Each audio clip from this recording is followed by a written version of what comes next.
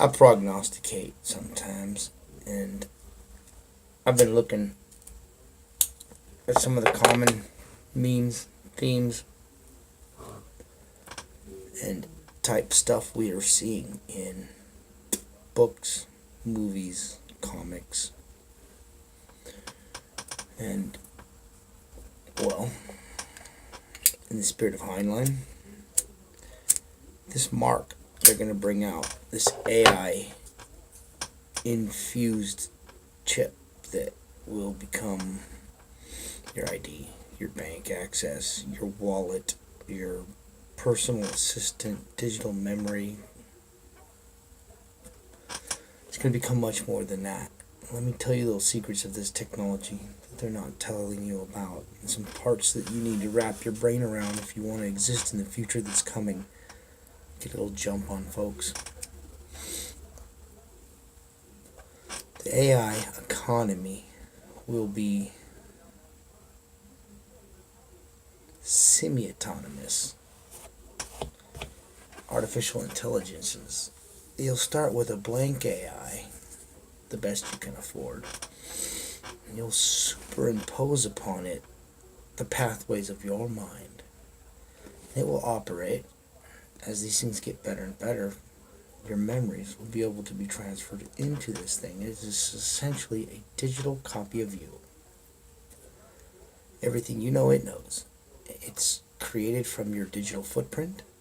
All the metadata they've collected on you is turned into a matrix that the AI inhabits, and then your brain will be connected, and through dream and waking time, probably 2 to 3 weeks straight direct contact, the thing will continue to tune itself into your brain patterns until it mimics without, it just keeps reading what it's seeing and playing with its little processes until the processes modeling in the computer match what's coming out of your head.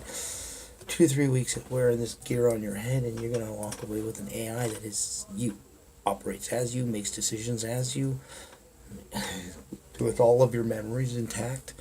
And this technology is only going to get better, and the transfer of information isn't going to have to be one way.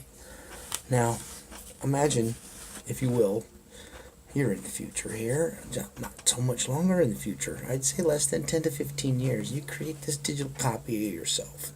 You send it off to go do some task within the realm of the computer. Play a game, study a topic, just plain read, whatever.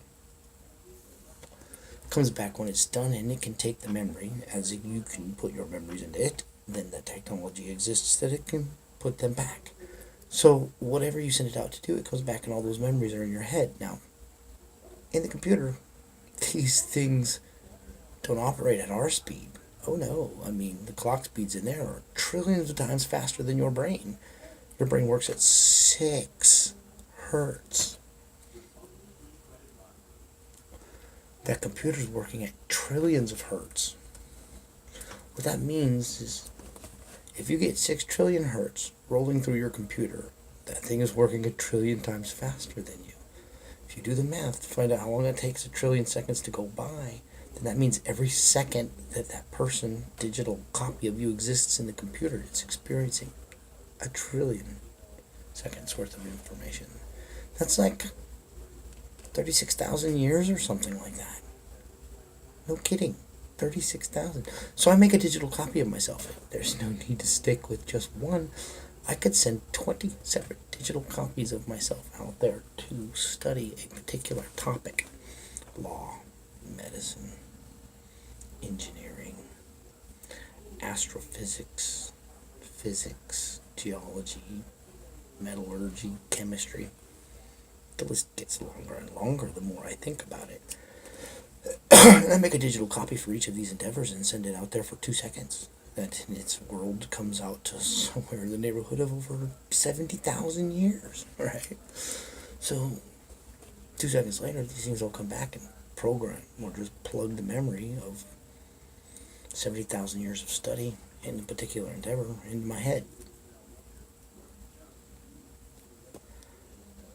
Think about that. Could my brain manage all that? They say the limits of the memory are non-existent. It's limitless, supposedly. So, 20 copies of me go out, spend 70,000 years each studying a different topic.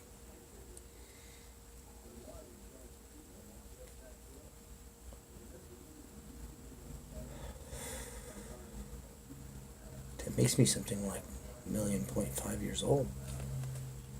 Or at least a human with 1.5 years worth of experience in 20 different topics. I could set a robot to read every single science fiction novel that's ever been read. Actually, I could put it down to read every single novel that's ever been read in English. And, ever been written in English, and I'll have read it all in about 10 seconds. That memory will be in my head. Every single publication. Wow. Your AI, your own brain may not be able to, but the AI would be able to integrate this entirety of your memory and think for you in the process and manner that your brain normally functions, and come back to you with conclusions it spent millions of years thinking about. This is insane. This is a world we're going to be living in.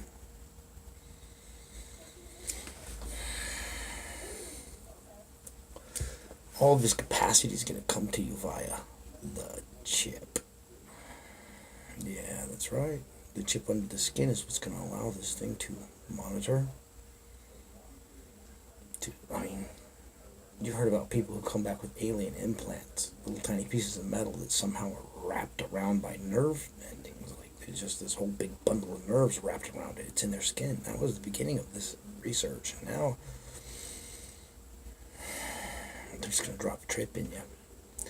And they're going to give you a tiny little shot. Well, it's probably going to come somewhere in the lubricant. A little stem cell stimulator that will create a whole bundle of nerves to tie into your system. Your system's going to begin reading it. It may come with a shot to add a third strain of DNA just to allow it to communicate. God only knows what they're thinking up. Whatever it is going to alter you beyond the ability of God to redeem you. The Bible says if you take it, that's it. There ain't no going back. There's no second chance. There's no decision after that. You made the decision and you damned yourself. That chip's coming. Won't be able to buy or sell. Won't be able to access the web. They'll have games to entice you into it that look like amazing reality in which you're a god. Anything that you can do in a video game, imagine you had a chip where you just shut your body off, you sit back, your brain's in there, and it's a whole complete tactile, smell, taste, everything, man. And you got controls. You can pop open a menu and alter the physics of this world, make yourself faster, stronger, bigger, taller, change your shape, size, race, color, species. You can run through dog park, You could swim through the ocean. You could fly through the air. Everything will be possible to you. Kind of like what they said about the Tower of Babel. Unless we did this, there would be nothing denied them. And we're talking about being able to create our own realities, just sitting there in your head, existing within these realities. Like I said, with the speed of computers so much faster than the mind, you could realistically in 5 minutes spend thousands of years inside this fantasy world that you've created. And it's like somebody tells you, hey, get up, eat a sandwich, your body's starving to death, you're about to freaking die. You'll be all like, so what, that's like 20 minutes away. And it's, for your perspective, 50,000 more years of just playing in your godlike world, doing whatever. I'll come back to it, maybe 30,000 years from now. There'll be 10, 15 minutes left.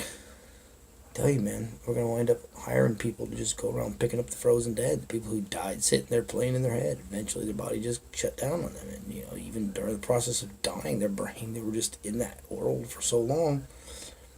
By the time their brain started shutting down, it was too late. They were too weak to get up and go and get something to eat or drink. Yeah, it's gonna happen. We start tossing them in the back of trucks. We call them zombies, man. Sometimes they'll probably get up and walk around, who knows? Autonomic responses, feedback loops, maybe even machine take over the body while the brain's out playing around. Who knows, man?